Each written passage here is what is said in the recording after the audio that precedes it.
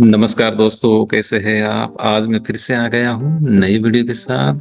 आज हम देखने जा रहे हैं कैप्स्टोन प्रोजेक्ट या फाइनल ईयर प्रोजेक्ट।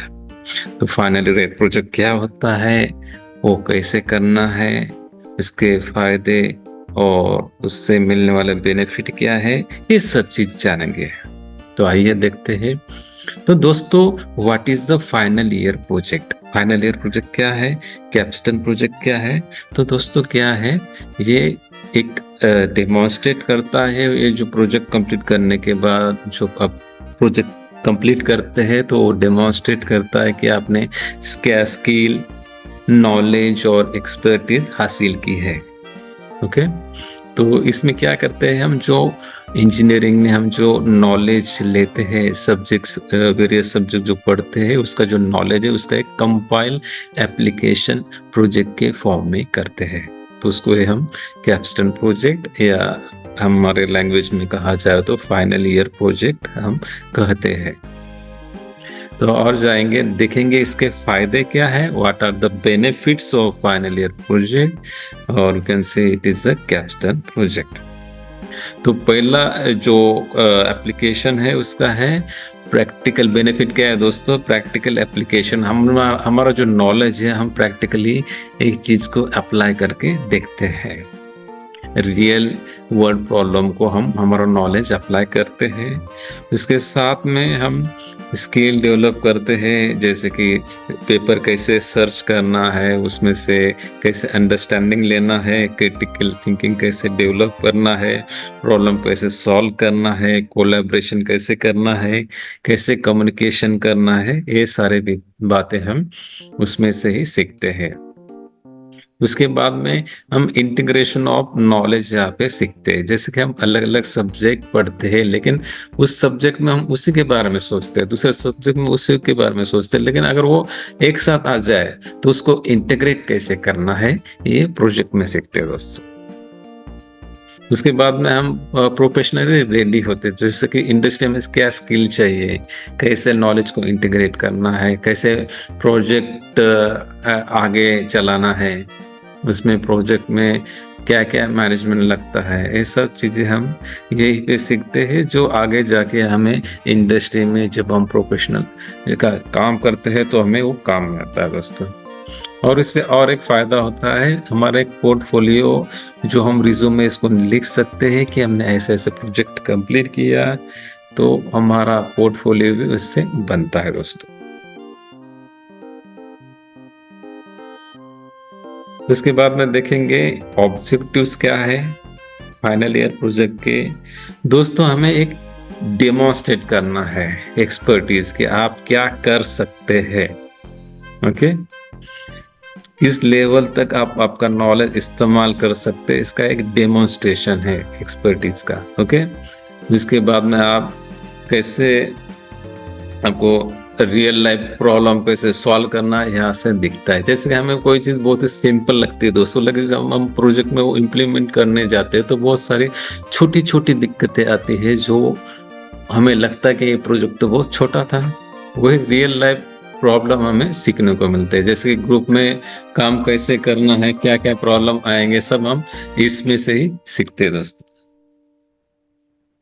ओके, उसके बाद में हम रिसर्च स्किल डेवलप करते हैं कि ट्रायल कैसे कंडक्ट करना है, जो डेटा है उसको ग्राफ के फॉर्म में वहाँ से रिलेशन कैसे ऑब्टेन करना है, और जो डेटा मिल रहा है उसमें से मीनिंगफुल कंक्लूजन हमें कैसे निकालना है।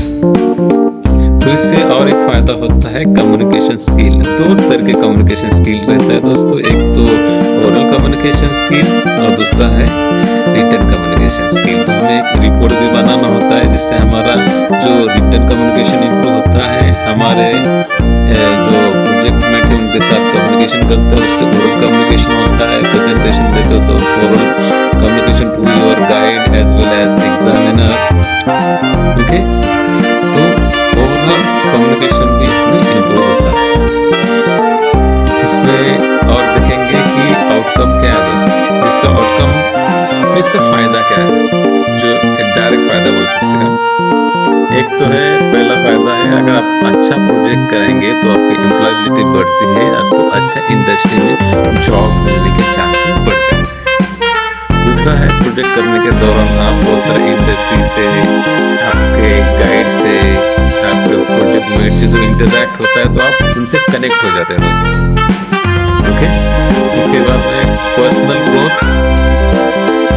प्रोजेक्ट करने से हमें एक कॉन्फिडेंस आता है कि जो इंजीनियरिंग को नॉलेज कैसे अप्लाई करते हैं, क्या क्या दिक्कतें आती हैं, कहाँ पे रुकना है, कहाँ पे आगे जाना है, सब चीज़ें पता होने की वजह से टाइम कैसे मैनेज करना है, तो ये सब चीज़ें आपको उसमें से सीखने को मिलती है।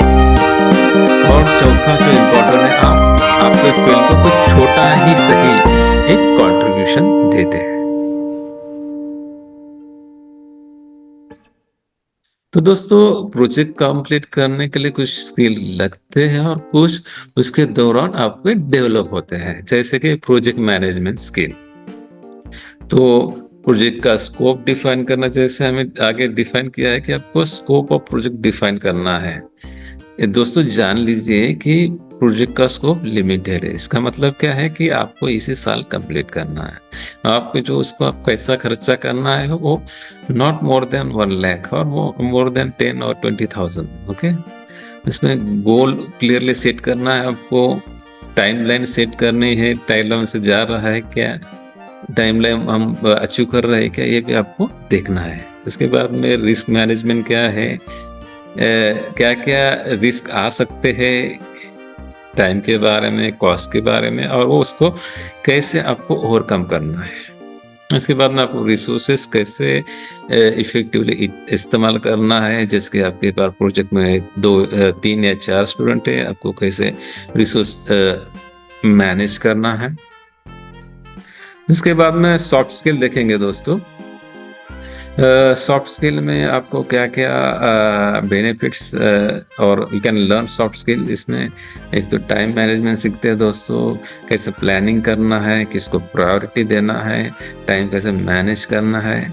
कम्युनिकेशन स्किल इम्प्रूव होता है कि जैसे कि आपका आइडिया आपको सामने वालों को कैसे बताना है, फिर वो क्वेश्चन पूछेगा, उसको क्लियरली आइडिया कैसे बताना है, कैसे एक्सप्लेन करना है, कैसे फाइंडिंग्स दूसरे को बताना है, इतने अच्छे तरीके से बताना है कि वो जल्दी से जल्दी समझ जाए।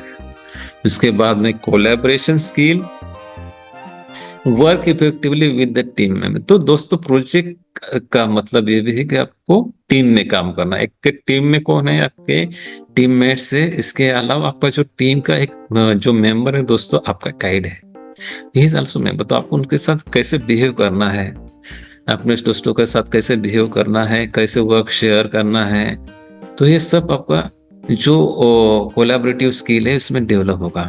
क्रिटिकल थिंग भी डेवलप करना है कि इंफॉर्मेशन मिला है उसको कैसा जज करना है, इवेल्यूट करना है, कैसे डिसीजन लेना है। उसके बाद में अडॉप्टेबिलिटी। ये देखो तो दोस्तों, प्रोजेक्ट में तो आपका चेंज ऐसा होगा, पहले तो आप अकेले पढ़ाई करते थे, काम करते थे, लेकिन इसमें आपको ग्रुप के साथ काम करना है और आपको गाइड करने के लिए, कंट्रोल करने के लिए गाइड भी है, डिपार्टमेंट प्रोजेक्ट कोऑर्डिनेटर भी है। तो ये सब एनवायरनमेंट को अडॉप्ट कर रहे हैं दोस्तों। इसके अलावा टेक्निकल स्किल, आपको क्या बेनिफिट मिल रहा है, एक तो रिसर्च स्किल डेवलप हो गया, जैसे मैंने बोला कि रिसर्च कैसे करना है, कौन से डॉक्यूमेंट ऑथेंटिकेट, मैंने बोला कि रिसर्च पेपर थीसिस से ऑथेंटिकेट डॉक्यूमेंट है। ओके, कोई रिसर्च पेपर, रिसर्च रिपोर्ट या थीसिस का मतलब क्या है, जो मास्टर स्टूडेंट और पीएचडी स्टूडेंट जो रिपोर्ट लिखते हैं हम उसको थीसिस कहते हैं। तो ये ऑथेंटिकेट डॉक्यूमेंट कह सकते हैं हम। उनके उसको कैसे पढ़ना है, कैसे इसका इस्तेमाल करना है। फिर एनालिटिकल स्किल, कि जैसे कि कोई डेटा मिला है तो उसको एनालाइज कैसे करना है, इस पे इक्वेशन कैसे ढूंढना है, उसका पैटर्न कैसे अंडरस्टैंड करना है, और वही से कंक्लूजन कैसे ड्रॉ कर सकते हैं। तो ये सब चीज़ें हम देखते हैं। प्रॉब्लम सॉल्विंग स्किल भी उसमें आते हैं, जैसे कि प्रॉब्लम क्या है वो कैसे सॉल्व करना है, कैसे उसका सॉल्यूशन लाना है, उसको कैसे इम्प्लीमेंट करना है सॉल्यूशन को। कई कई बार तो हमें थोड़ा सा कंप्यूटर का भी नॉलेज उसमें लगता है, प्रोग्रामिंग लैंग्वेज हो सकता है, टूल हो सकता है, जैसे स्ट्रक्चरल एनालिसिस करना है तो हमें एंसिस इस्तेमाल करेंगे, फ्लो एनालिसिस के लिए सीएफडी इस्तेमाल करेंगे। ऐसे टेक्नोलॉजीज भी कुछ कुछ हमें सीखने को मिलते हैं क्योंकि प्रोजेक्ट का रिक्वायरमेंट रहता है। उसके बाद में डेटा एनालिसिस कैसे करना है, कैसे डेटा कलेक्ट करना है, कैसे एनालाइज करना है, कैसे इंटरप्रेट करना है दोस्तों, ये सब इसमें सीखते हैं। तो दोस्तों हम देखेंगे कि जो फाइनल ईयर प्रोजेक्ट है उसका रिपोर्ट कैसे बनाना है, उसका फॉर्मेट क्या है। तो वही फॉर्मेट जो हमारे कॉलेज में इस्तेमाल होता है वो देखेंगे। आप पहले तो हमें यहाँ पे दोस्तों 3 चैप्टर बनाने हैं प्रोजेक्ट रिव्यू 1 में, और जो लास्ट चैप्टर जो रहेगा चैप्टर 1 to 3 और एक रेफरेंसेस का चैप्टर एंड में रहेगा दोस्तों। चैप्टर नंबर 4 और 5 अभी इस प्रोजेक्ट स्टेज 1 में नहीं है, वो फाइनल रिपोर्ट में आएगा। तो हम चालू करेंगे, शुरुआत करेंगे चैप्टर 1 से। तो चैप्टर 1 एक इंट्रोडक्शन है, तो उसमें आपको प्रॉब्लम स्टेटमेंट देना है दोस्तों। ओके,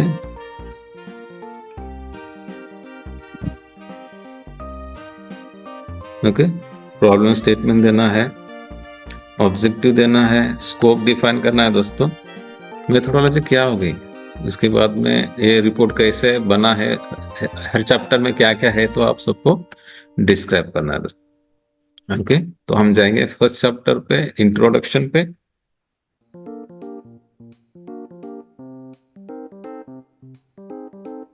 तो दोस्तों पहले तो हम इंट्रोडक्शन में जाएंगे। तो हमें क्या करना है, पहले तो इंट्रोडक्शन देना है, बाद में हमें प्रॉब्लम स्टेटमेंट डिफाइन करना है कि हमारा प्रॉब्लम क्या है। ओके, प्रॉब्लम स्टेटमेंट में हमें क्लियरली बताना है कि प्रॉब्लम क्या है। तो प्रॉब्लम यहाँ पे एक है कि हमें ड्राई करना है। सपोज मैंने एक एग्जांपल है, I to dry potato chips, ये मेरा है प्रॉब्लम। ओके, तो प्रॉब्लम स्टेटमेंट मैंने कैसा दिया, to design and test the solar dryer. Okay, मैंने ऐसा डिफाइन किया प्रॉब्लम कि design and test the solar dryer, solar dryer बनाना, ये मेरा स्टेटमेंट हो गया।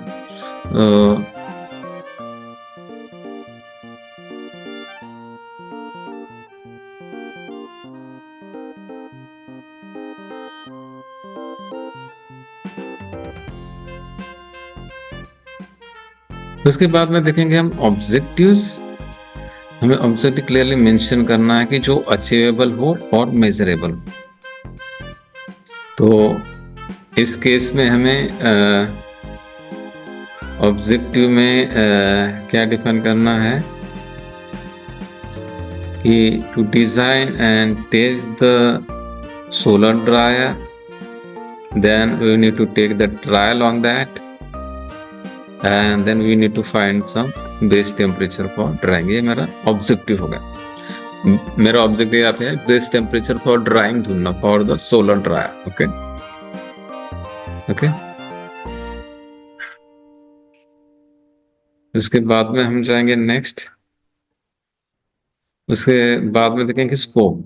दोस्तों हमें स्कोप बहुत ही इंपॉर्टेंट चीज है। वो स्कोप का मतलब क्या होता है कि हमें डिफाइन करना होता है बाउंड्री ऑफ आवर स्टडी, कि कहाँ तक हमें स्टडी लेके जाना है। जैसे मैंने बोला कि स्कोप क्या है कि हमें कंप्लीट करना है, इसका ट्रायल कंप्लीट करना है 2 महीने। ओके, उसका डिजाइन करना है, बॉक्स टाइप सोलर ड्रायर का डिजाइन करना है,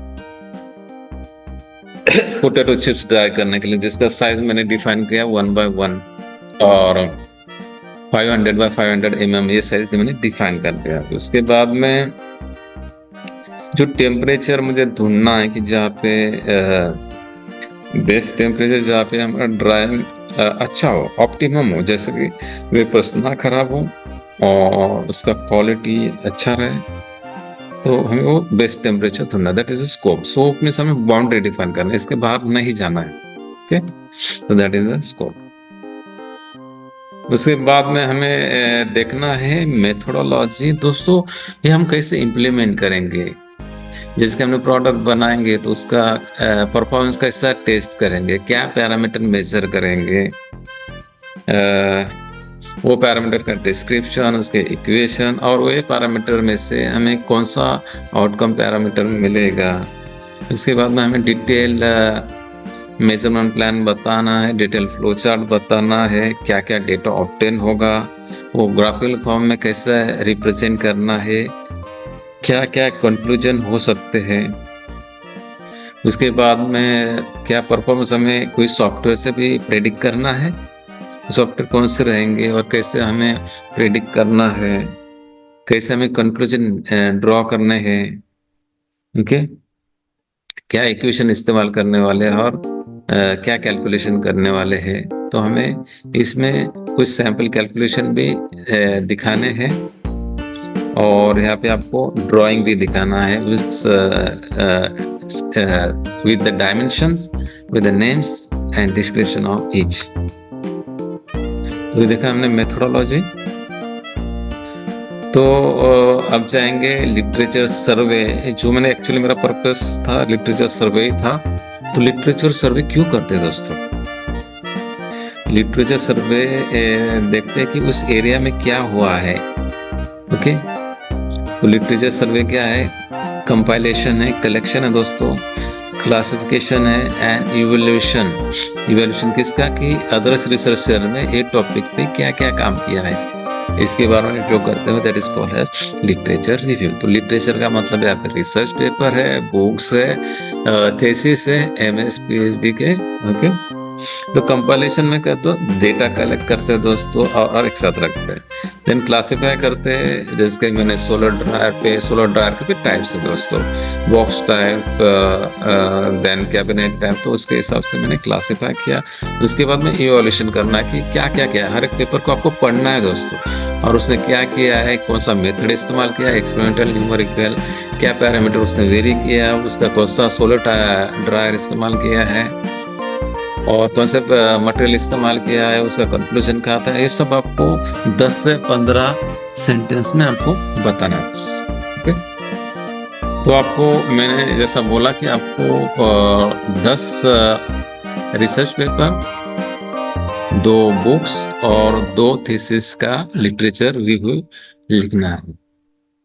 तो अब देखेंगे पहले तो पेपर के लिए लिटरेचर रिव्यू कैसे लिखना है। दोस्तों मैंने लिटरेचर रिव्यू लिखा है 10 लाइन, 10 से 15 लाइन में लिखा है दोस्तों। तो ये हमने एक पेपर पढ़ा, ये देखो ये दोस्तों ये पेपर है, ओके। तो पेपर पढ़ा, तो पेपर में आपको जो, जैसे कि आप रेफरेंस में, ये रेफरेंस नंबर 1 है दोस्तों मेरा, और मैं इसको रेफरेंस नंबर 1 बता रहा हूँ, ओके। और मेरा एक्चुअल पेपर ऐसा है। तो फॉर्मेट क्या है दोस्तों? फर्स्ट तो आपको ऑथर्स के नाम लिखने हैं। तो ऑथर्स के नाम पेपर में यहाँ कहीं पे है, ओके। तो कैसा लिखना है आपको?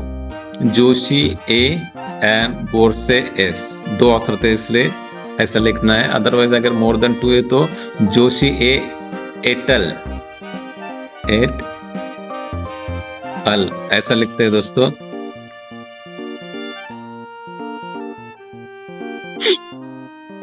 उसके बाद में आपको पेपर का टाइटल देना है। पेपर का टाइटल यहाँ पे दिख रहा है दोस्तों, ये टाइटल लिखना है आपको। इसके बाद में आपको जर्नल का नाम देखना है। तो जर्नल का नाम कहीं पे है, यहाँ पे ऊपर रहता है generally, journal of ocean mechanical and aerospace. उसके बाद में इसका वॉल्यूम क्या है? तो दोस्तों इसका वॉल्यूम है 48, यहाँ पे 48 लिखना है। कौन से साल में पब्लिश हुआ दोस्तों? 2017 में पब्लिश हुआ। पेज नंबर कितना था? 1 to 9। ऐसे आपको ये लिटरेचर रिव्यू लिखना है। समझ में आया? ये था पेपर के लिए। अब हम देखेंगे कि बुक्स के लिए कैसा लिखना है, ओके। तो जाएंगे हम आगे।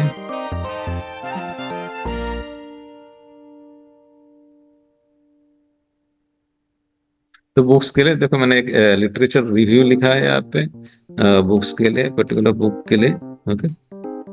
तो उसके एंड में मैंने यहाँ पे 2 नंबर लिखा है। तो ये 2 नंबर का वाला रेफरेंस में अगर जाएंगे, पीछे रेफरेंस में ऐसा लिखना है 2 नंबर। उसके बाद में ये बुक का ऑथर का है, ऑथर का नाम है वी गणेश, उसके बाद में उस बुक का नाम क्या है वो लिखा, फिर उसके पब्लिशर का नाम लिखा। बुक का पब्लिकेशन क्या है, यूनिवर्सिटी प्रेस है। उसका ईयर कौन सा था वो भी लिखा। फिर पेज नंबर मैंने कौन सा इस्तेमाल किया है वो भी हमने लिखा। इस तरह से आपको लिटरेचर रिव्यू में वो नंबर डिफाइन करना है और पीछे रेफरेंसेस में इस तरह उसका रेफरेंसेस बताना है दोस्तों। तो ऐसा आपको 10 पेपर, 2 बुक और 2 पीएचडी थीसिस या मास्टर्स थीसिस के बारे में आपको लिटरेचर रिव्यू में लिखना है। तो लिटरेचर रिव्यू से आपको पता चला कि लोगों ने क्या क्या काम किया है, आपके एरिया में कैसे काम किया है, कौन सा मेथोडोलॉजी इस्तेमाल किया है, कुछ एडवांस मेथड्स है क्या, क्या क्या सोल्यूशन उन्होंने फाइंड किया है, सब चीजें आपको वहां से पता चलेगी। तो बहुत इंपॉर्टेंट है लिटरेचर सर्वे। उसके बाद में चैप्टर 3 मैंने बोला कि आपको चैप्टर 3 तक लिखना है और एंड में रेफरेंसेस लिखना है इस स्टेज 1 पे। तो इसमें आपको जो इक्वेशन इस्तेमाल करके कैलकुलेशन करना है, कितना आपको क्या क्या पैरामीटर्स मिलेंगे आपके प्रोजेक्ट के, जैसे कि आपका स्ट्रक्चरल एनालिसिस करना है या कोई एनालिसिस करना है तो आपको कौन कौन से इक्वेशन है उसमें कैलकुलेशन करना है, इक्वेशन में कौन से पैरामीटर इस्तेमाल किए उसके बारे में बताना है, या फिर आपको कैलकुलेशन करना है। और ड्राइंग भी यहाँ पे बता सकते हैं आप, दो प्रोडक्ट का ड्राइंग है यहाँ पे बता सकते हैं, कैलकुलेशन बता सकते हैं चैप्टर नंबर 3 में। ओके, उसके बाद में आपका चैप्टर नंबर 4 कब होगा, जब आपका प्रोडक्ट रेडी हो जाएगा तब सब एक्सपेरिमेंटल फोटोज, उसके मेजरमेंट, उसके रिजल्ट ग्राफ्स वगैरह सब जो रिलेटेड है सब डेटा यहाँ पे एक्सपेरिमेंटल वैलिडेशन में आ जाना चाहिए दोस्तों। उसके बाद में आपका जो लास्ट चैप्टर है दोस्तों वो होगा कंक्लूजन्स पे एंड फ्यूचर वर्क्स। तो आपने इस स्टडी में से क्या कंक्लूजन निकाला, आपने जो प्रोडक्ट बनाया उसमें परफॉर्मेंस के बाद क्या आपको क्या नजर आया, क्या आपने सजेशन दिया, अगर सजेशन दिया और आपने करेक्शन करके फिर से टेस्ट लिया, उसके बाद में अगर आपको लग रहा है कि उसमें कुछ खामियां है, स्कोप फॉर फ्यूचर वर्क है, तो आप वो फ्यूचर वर्क यहाँ पे बता सकते हैं दोस्तों। और लास्ट में जैसे मैंने बोला चैप्टर 5 के बाद आपको रेफरेंसेस देना है। मैंने आपको ऑलरेडी डिस्कस किया है कि रेफरेंसेस पेपर के लिए कैसा लिखना है, बुक के लिए कैसा लिखना है। अगर इसके अलावा भी अगर इंटरनेट से आपको इससे डेटा ले रहे तो आपको ऐसा उसका लिंक यहाँ पे बताना और ब्रैकेट में बताना है कि आपने वो वेबसाइट का विजिट किया। तो इस तरह से आपको रेफरेंसेस दोस्तों लिखने हैं।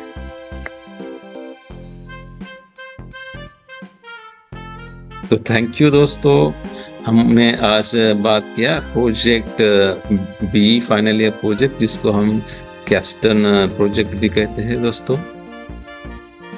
ओके, तो इसमें एक जान लीजिए ग्रुप प्रोजेक्ट है। तो ग्रुप प्रोजेक्ट में आप सीखेंगे कि ग्रुप में कैसे रहना है, कैसे काम करना है, और ये बहुत इंपॉर्टेंट माइलस्टोन है आपके लाइफ का, because it will go in your resume. आपका रिपोर्ट भी आपके साथ रहेगा, जब आप इंटरव्यू जाएंगे तो आपको ये रिपोर्ट दिखाना है। अगर आप अच्छा काम करेंगे, अच्छा रिपोर्ट लिखेंगे, अच्छा काम करें तो आपको डेफिनेटली इंटरव्यू में भी इस प्रोजेक्ट का डेफिनेटली आपको बेनिफिट होगा। थैंक यू दोस्तों एंड बेस्ट ऑफ लक।